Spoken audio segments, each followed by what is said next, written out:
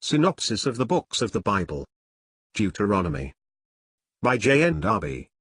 All Scripture is given by inspiration of God, and is profitable for doctrine, for reproof, for correction, for instruction in righteousness, that the man of God may be perfect, truly furnished unto all good works. 2 Timothy 3 verses 16 and 17. Synopsis of the Books of the Bible. By John Nelson Darby. Deuteronomy Introduction. We now come to the book of Deuteronomy, a book full of interest in its moral warnings as to testimony, but presenting fewer subjects for interpretation and exegesis than those, the summary of which we have hitherto sought to give. The scope of Deuteronomy.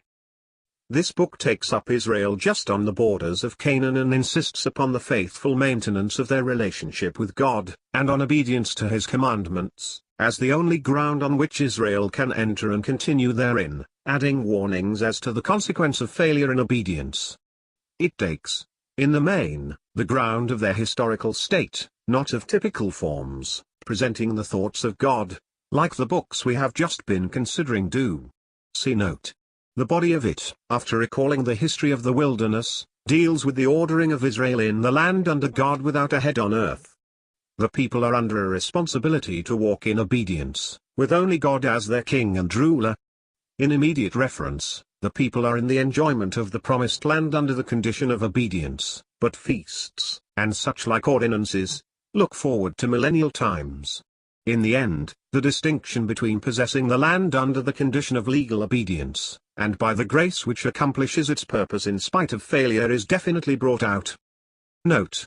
After Genesis and the earlier chapters of Exodus, there is very little of which the object is historical in the previous books of Moses. And even in Genesis and the beginning of Exodus, principles and types are the most important aspect of what is related.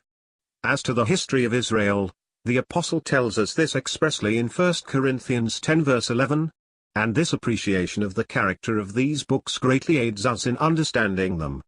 There is no proof that one sacrifice was offered, possibly the fixed ones were, but Amos, quoted by Stephen, would say the contrary.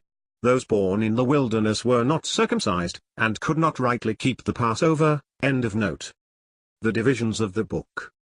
The book may be divided into 3 parts. The first 11 chapters insist upon obedience, presenting various motives to lead the people to it. Then come, as far as the end of the 29th, divers commandments, to which are added, by way of sanction, the consequences of obedience and the curse upon disobedience. From the 30th to the end we have things to come, the blessing of the people, and the death of Moses.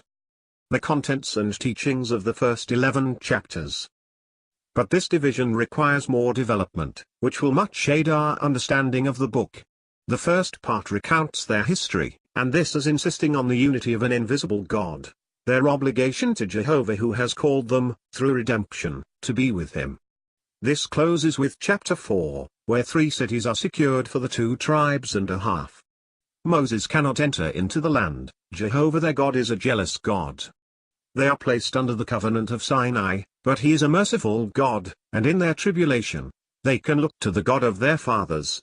In chapter 5 all Israel are called to hear as to their present place and put upon the basis of the covenant of Sinai, to observe it in the land into which they were going to possess it. The land had been promised, but they held it under the covenant of legal obedience, but on the basis of the deliverance wrought by Jehovah out of Egypt. Him they were exclusively to serve, and He was a jealous God. They were to have no kind of connection with the nations found in the land. Further, we have the terms of the government of mercy, still of righteousness, established in Moses' second ascent of Sinai. Thus we have the government of God, His ways taken into account, and so the character of their ways and their object, Deuteronomy 8. If they did not give heed they would perish. This leads to recall, in order to humble them, how they had failed all through in the desert. The second governmental covenant is referred to, and the Lord's love that had chosen them in pure grace, and that in spite of their failures, had already so largely blessed them. They must circumcise their hearts to serve Him and Him only, one only exclusive God, and a God of government. All is summed up authoritatively in chapter 11.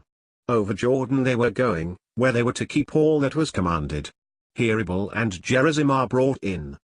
to the end of chapter 4 it is Israel outside Jordan, chapter 5 inside the land. The first part presents the one invisible Jehovah of Horeb, jealous but merciful, though his ways in general with the people are there too.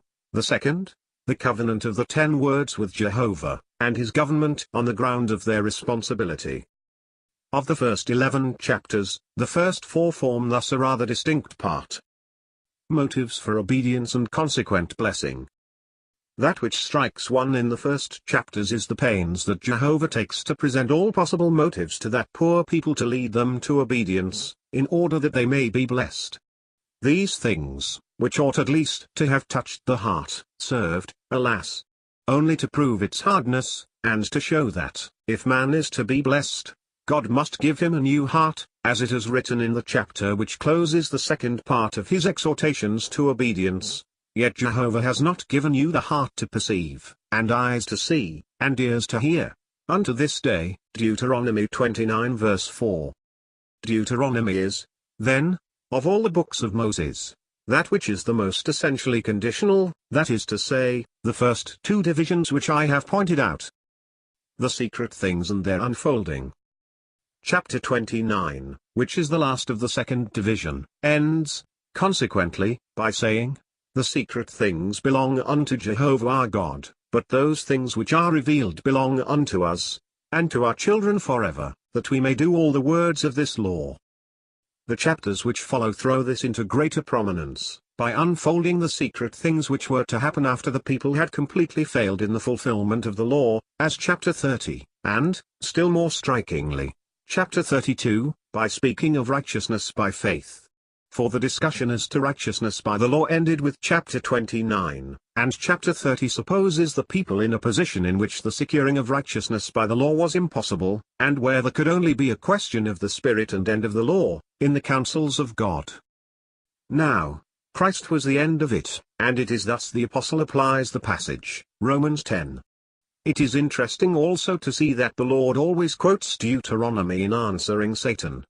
He put himself on the true ground where Israel stood, in order to possess and keep the land, being not only the faithful man but the Jew, the true son called out of Egypt, put to the test as to his faithfulness, in the conditions under which the people were placed by Deuteronomy.